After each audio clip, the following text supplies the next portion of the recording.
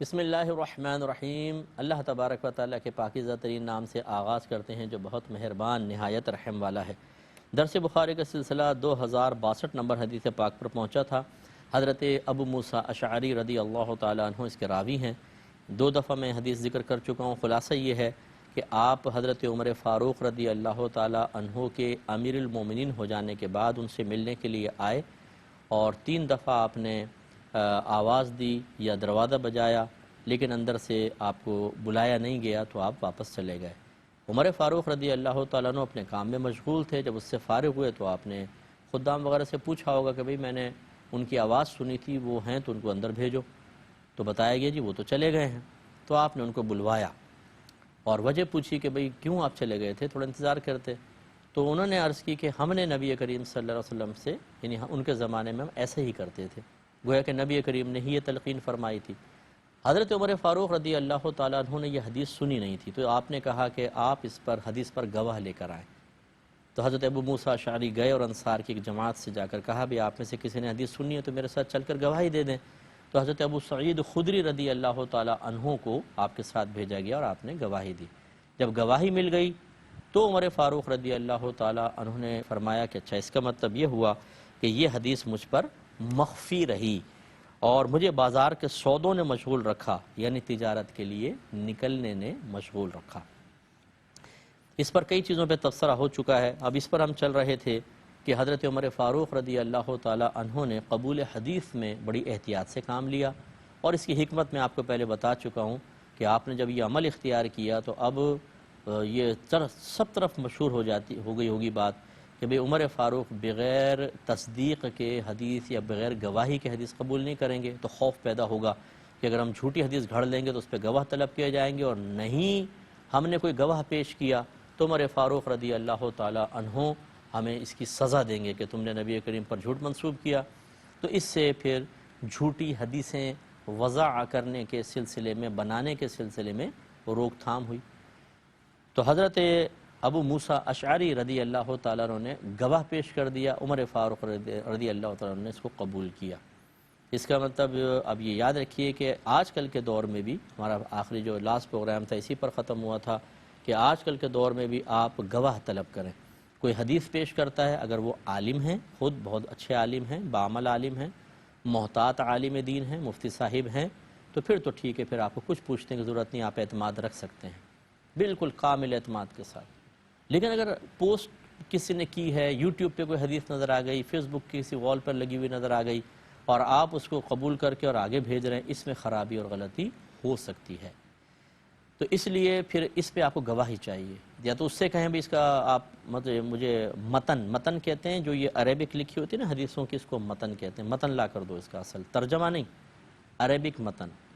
یہ مانگیں۔ اور یہ سب سے میری گزارش ہے، خاص طور پہ جو مجھے بھیجتے رہتے ہیں پوسٹ کے مصطابق حدیث صحیح ہے کہ نہیں، تو آپ پہلے متن طلب کریں، کیونکہ بعض اوقات وہ حدیثیں ہم نے پڑھی نہیں ہوتی لیکن ہو سکتا ہے ہوں، یعنی نظر سے نہیں گزری، ہو سکتا ہے ہوں۔ اب ان کو تلاش اس ترجمے سے نہیں کر سکتے نا، ہمارے پاس عربک بکس ہوتی ہیں، اگر آپ ہمیں عربک بھیجیں گے تو ہم پھر کسی ورڈ کے ذریعے اس کو سرچ کریں گے اور آپ کو بتا سکیں گے۔ اب اردو میں بھیج دیں گے صاحب آپ تلاش کریں، یعنی سارے کام چھوڑ کر اب ہم کتابوں میں لگ جائیں، یہ ہمارے لیے بڑا مشکل ہوتا ہے۔ اور پھر ہم جواب نہیں دیتے تو پھر کہتے ہیں کہ جی آپ تو خود پروگرام میں ترغیب دیتے ہیں کہ علماء سے معلوم کریں۔ بھئی کریں تو صحیح، آسانی پیدا کر دیں نا، یہ بس کہنے کا مطلب ہے۔ تو ضرور، اور ضروری نہیں کہ آپ مجھے بھیجیں، کسی بھی عالم کو بھیجیں، لیکن کوشش کریں متن حاصل کریں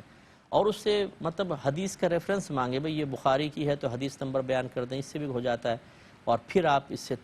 اس کی تصدیق کریں، پھر اس کے بعد آگے بھیجیں،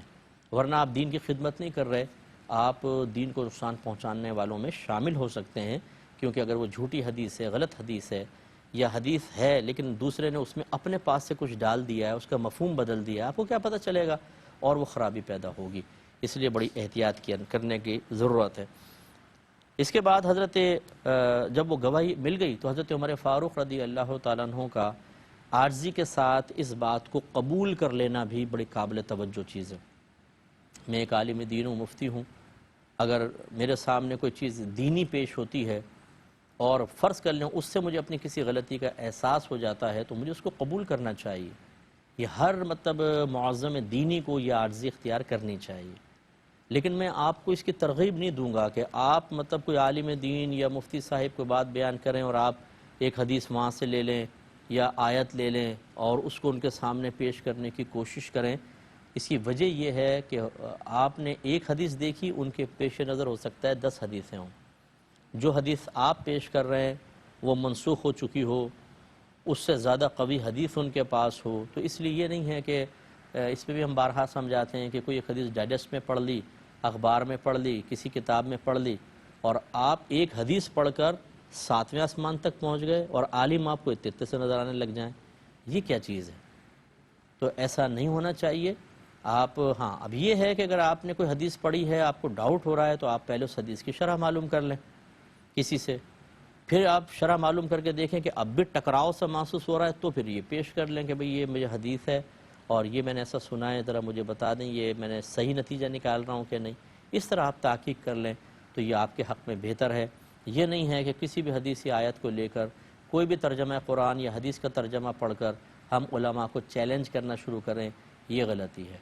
لیکن بہرحال اگر فرض کر لیں کہ کوئی مطلب ایسی چیز آپ کے سامنے پیش کر دیتا ہے، یہ میں علماء اور مفتیان کرام کی خدمت میں گویا کہ گزارش کر رہا ہوں کہ اگر کوئی عام آدمی بھی پیش کر دیتا ہے اور وہ صحیح چیز ہے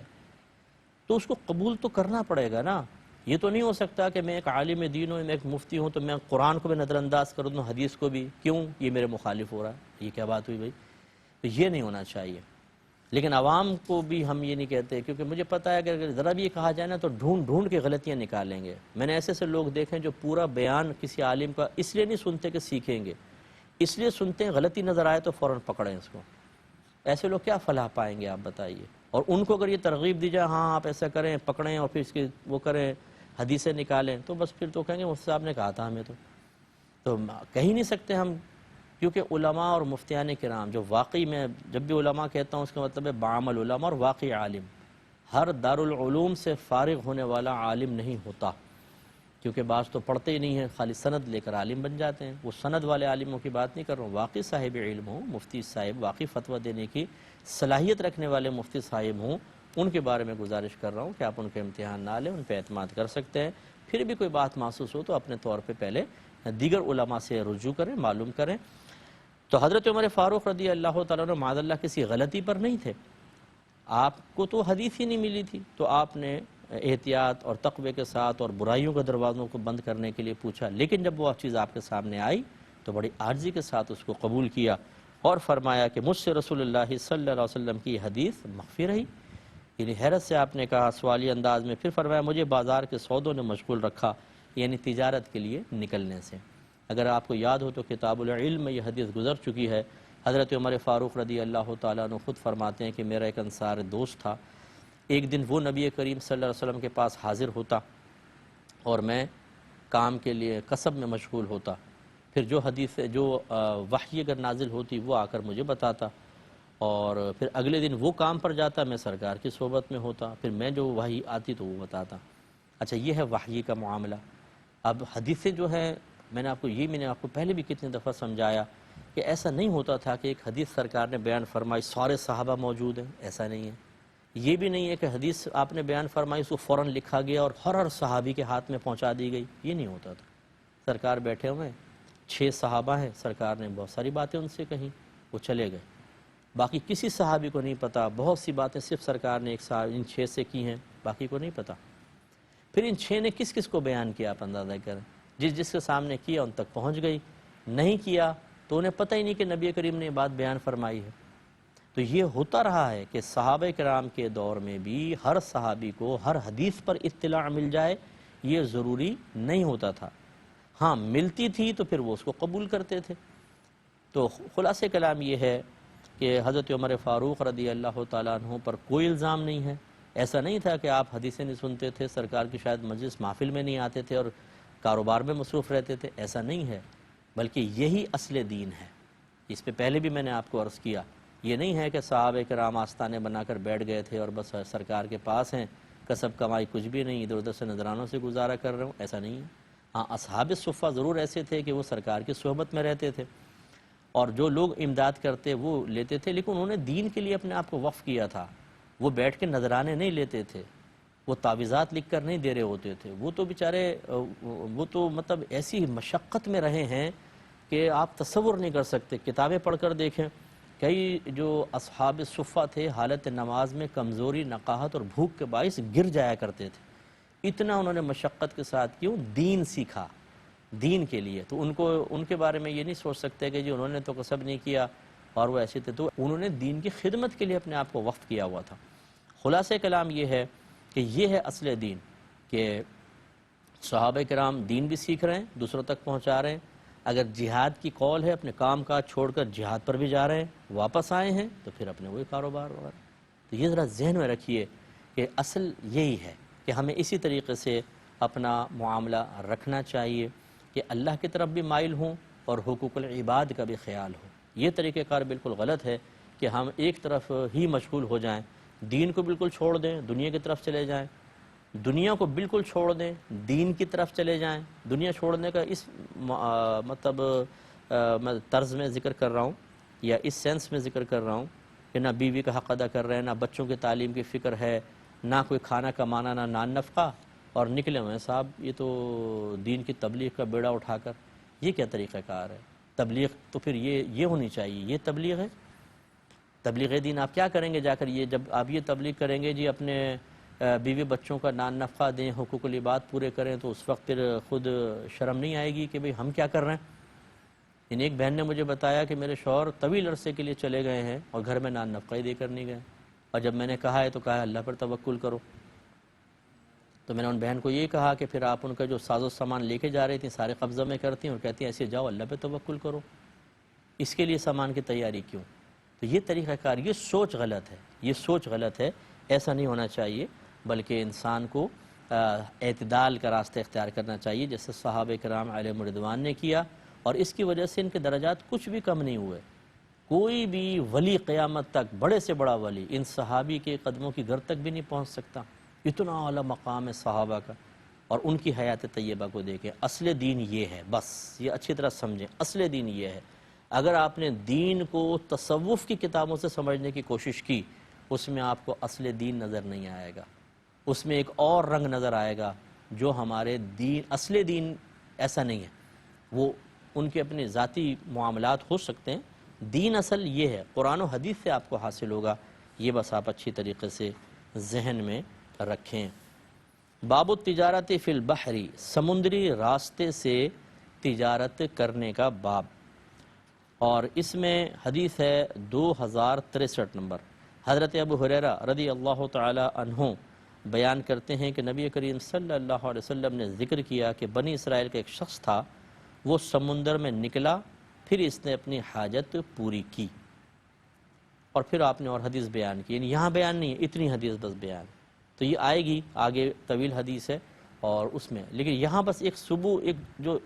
امام بخاری رحمۃ اللہ علیہ نے اپنے موضوع کے متعلق جتنی حدیث کا ٹکڑا تھا وہ یہاں ذکر کر دیا، کہ گویا کہ سمندر میں بھی تجارت ہوئی ہے، اور نبی کریم صلی اللہ علیہ وسلم نے جب اس کو بیان فرمایا اور اس کا رد نہیں کیا تو یہ شرعاً بالکل جائز ہے۔ تو یہ وضاحت اس کی یہی ہے کہ اگر آپ سے کوئی کویسچن کرے کہ بھی سمندری سفر کے اندر طوفان آ سکتا ہے، کشتی الٹ سکتی ہے، آدمی مر سکتا ہے، اور جب بیچ سمندر میں جا رہے ہو تو کوئی پھر چارہ کار نہیں ہے، پھر تو مرے مرا آدمی، تو ایسے رسک کے ساتھ تجارت کرنا، ان خطرات کے ساتھ، یہ شرعاً جائز ہے کہ نہیں ہے؟ یہ اپنے آپ کو ہلاکت میں مبتلا کرنا ہے یا نہیں ہے؟ تو جواب یہ ہوگا کہ بالکل جائز ہے۔ جو احتمال آپ سمندر کے اندر بیان کر رہے ہیں وہ تو آپ آج کل کے دور میں اپنے گھر سے نکل کے آفس تک جاتے ہیں، وہاں پر بھی خطرات ہیں، کوئی گاڑی ٹکر مار جائے گی، کہیں سے گولی چل جائے گی، کتنے لوگ ایسے ہیں دیکھیں کھڑے ہوتے ہیں، پولیس میں فائرنگ ہوئی اور ڈاکوؤں کے اندر تو دوسروں کو گولی لگ جاتی، تو ایسے لوگ مر سکتے ہیں، تو ایسے یہ آدمی مر سکتا ہے تو سمندر ہی خاص کیوں؟ تو اس لیے یہ حدیث گویا کہ ذکر کی کہ خشکی میں بھی انسان تجارت کے لیے سفر کر سکتا ہے، اور سمندر میں بھی، ان خطرات کے کو بنیاد بنا کر سمندری سفر کو حرام نہیں کہہ سکتے ہیں۔ اگلے باب کی طرف آتے ہیں، اور وہی ہے جو پیچھے قائم کیا تھا کہ جب یہ لوگ کسی تجارتی قافلے کو یا کسی کھیل تماشے کو دیکھتے ہیں تو اس کی طرف بھاگ جاتے ہیں، سورہ جمعہ آیت نمبر 11، وہی پیچھے جو وہی باب قائم کیا ہے۔ حدیث نمبر ہے 2064۔ اور حضرت جابر رضی اللہ تعالیٰ عنہ اس کے راوی ہیں، اور حدیث وہی ذکر کی ہے جو ابھی کچھ عرصے پہلے آپ نے پچھلے پروگرام میں بھی سنی تھی۔ وہ کہتے ہیں کہ ایک قافلہ آیا اور ہم اس وقت نبی کریم صلی اللہ علیہ وسلم کے ساتھ نماز جمعہ پڑھ رہے تھے، یعنی خطبہ جاری تھا، پس 12 آدمیوں کے سوا سب لوگ وہاں چلے گئے۔ اس موقع پر یہ آیت نازل ہوئی، اور جب یہ لوگ کوئی تجارتی قافلہ یا کھیل تماشا دیکھتے ہیں تو اس کی طرف بھاگ جاتے ہیں اور آپ کو خطبے میں کھڑا ہوا چھوڑ دیتے ہیں۔ یعنی مراد یہ تھا کہ عتاب اس پر ایک طرح کا تھا، یعنی اس کو ناپسندیدہ قرار دیا گیا کہ سرکار، خاص طور پہ سرکار، ویسے بھی کوئی عام خطیب بھی اگر خطبہ دے رہے ہوں تو اس وقت اٹھ کر باہر چلے جانا صرف اس لیے کہ قافلہ آ گیا مناسب نہیں ہے۔ اور میں اس کی وضاحت پچھلے پروگرام میں کر چکا ہوں کہ یہ مطلب اب یہ آئی ہے نا وعید اس کے اوپر، یا مطلب سختی اس کے اوپر نازل کی گئی، اس کا مطلب ہے ان کی توجہ نہیں رہی تھی اس طرف، انہوں نے سوچا کہ قافلہ آیا اور گندم کا قافلہ تھا، پچھلی حدیث میں اس کی وضاحت ہے، تو ایسا نہ ہو کہ قافلہ نکل جائے، کیونکہ بعض اوقات بس آتے تھے تھوڑی دیر ٹھہرے اور نکل گئے، اور یہاں بھی جمعے کا خطبہ چل رہا ہے، پھر جمعے کی نماز، اور اس کے بعد پھر مطلب ان کو نکلنا، تو ایسی صورت میں اگر قافلہ نکل جاتا تو نقصان ہوتا، اس لیے وہ چلے گئے اور یہ سوچ کر کہ جلدی سے کر کے واپس آ جائیں گے۔ لیکن بہرحال اس کو سمجھا دیا گیا کہ ایسا آئندہ نہ کریں۔ اگلا باب قائم کیا ہے، ایک آیت ہے اس میں کہ باب قول اللہ تعالی انفقوا من طیبات ما کسبتم، اپنی کمائی میں سے اچھی چیزوں کو خرچ کرو، سورہ بقرہ آیت نمبر 267، حدیث ہے 2065، اور سیدہ عائشہ صدیقہ رضی اللہ تعالی عنہ اس کے راویہ ہیں۔ وہ کہتی ہیں کہ نبی کریم صلی اللہ علیہ وسلم نے فرمایا کہ جب کوئی عورت اپنے گھر کے طعام سے، طعام یہ غلہ وغیرہ، اناج دے دیا، گندم دے دی، پکا ہوا کھانا دے دیا کسی کو پڑوس میں، تو فرمایا کہ عورت اپنے گھر کے طعام سے خرچ کرتی ہے اور وہ اس طعام کو ضائع کرنے والی نہیں ہوتی، یعنی نامناسب جگہ نہیں دیا، صحیح جگہ دیا، تو اس کے لیے اس کو خرچ کرنے کا اجر ہوتا ہے، اور اس کے خاوند کے لیے اس کو کمانے کا اجر ہوتا ہے، اور اس کے محافظ کے لیے بھی اس کی مثل اجر ہوتا ہے، اور کسی کے اجر سے دوسرے کے اجر میں کمی نہیں ہوتی۔ اس کی وضاحت انشاءاللہ نیکسٹ پروگرام میں کریں گے۔ وآخر دعوانا ان الحمدللہ رب العالمین۔